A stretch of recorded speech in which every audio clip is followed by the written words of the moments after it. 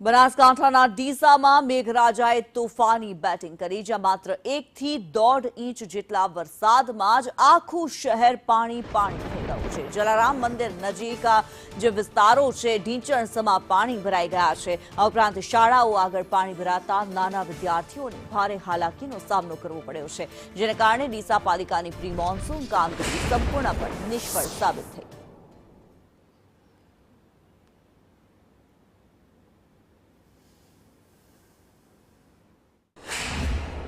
બનાસકાંઠામાં છેલ્લા 4 દિવસથી મેઘરાજા ધડબડાટી બોલાવી રહ્યા છે। તે વચ્ચે ડીસામાં મેઘરાજાનો વધુ એક રાઉન્ડ થયો। મોડી રાતથી વહેલી સવાર સુધીમાં જે પ્રકારે ડીસામાં ધોધમાર વરસાદ થયો અને તે બાદ આ ધોધમાર વરસાદી પાણી છે તે અત્યારે ડીસાના રસ્તાઓ ઉપર ભરાયેલા જોવા મળી રહ્યા છે। જે પ્રકારે જલારામ મંદિર નજીકનો જે રસ્તો છે તે અત્યારે પાણીમાં ગરકાવ થયો છે।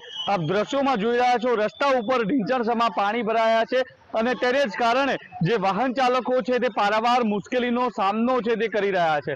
મહત્વની વાત છે કે જે પ્રકારે સામાન્ય વરસાદ થતો હોય છે અને તે બાદ રસ્તા ઉપર જે પ્રકારે પાણી ભરાતા હોય છે, અનેક સોસાયટીઓના લોકો સહિત વાહન ચાલકો અત્યારે પારાવાર મુશ્કેલીનો સામનો કરી રહ્યા છે। તો મહત્વની વાત એ છે કે જે પ્રકારે જે એક નાના બાળકોની સ્કૂલ છે અને નાના બાળકોની સ્કૂલ આગળ પણ અત્યારે પાણી ભરાયા છે। ઢીંચણસમાં પાણી વચ્ચે અત્યારે ડીસાવાસીઓ છે તે પારાવાર મુશ્કેલીનો સામનો કરવા મજબૂર બનેલા જોવા મળી રહ્યા છે। મહત્વની વાત છે કે તંત્ર દ્વારા પ્રી મોન્સૂન પ્લાનની કામગીરી પાછળ લાખો રૂપિયાનો ખર્ચ કરાતો હોય છે, પરંતુ તે બાદ પણ સામાન્ય જે વરસાદ થતો હોય છે ને તેમાં આ પરિસ્થિતિને લઈને અનેક સવાલો છે તે ઉઠી રહ્યા છે। આપણી સાથે સ્કૂલના સંચાલકો છે, શું કહો છો?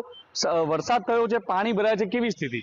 વરસાદ ભરાવાથી પાણી ભરાવામાં બહુ જ તકલીફ પડી રહી છે। નાના બાળકોની સ્કૂલ છે અને તેમને આવવામાં બહુ પ્રોબ્લેમ થઈ રહી છે। પાણી બહુ ઘૂંટણ સુધી આવી ગયું છે, તેથી તંત્રને એ જ નિમંત્રણ છે કે ફટાફટ અહીંયાથી સાફ કરાવવા વિનંતી, કારણ કે એના કારણે બીમારી પણ બહુ જલ્દી ફેલાઈ રહી છે। આજે સ્કૂલ ચાલુ છે કે બંધ રાખી? આજે ચાલુ રાખી છે। નાના બાળકો દેખો આવી જ રહ્યા છે અને પાછળના ગેટની ચાલુ કર્યો છે।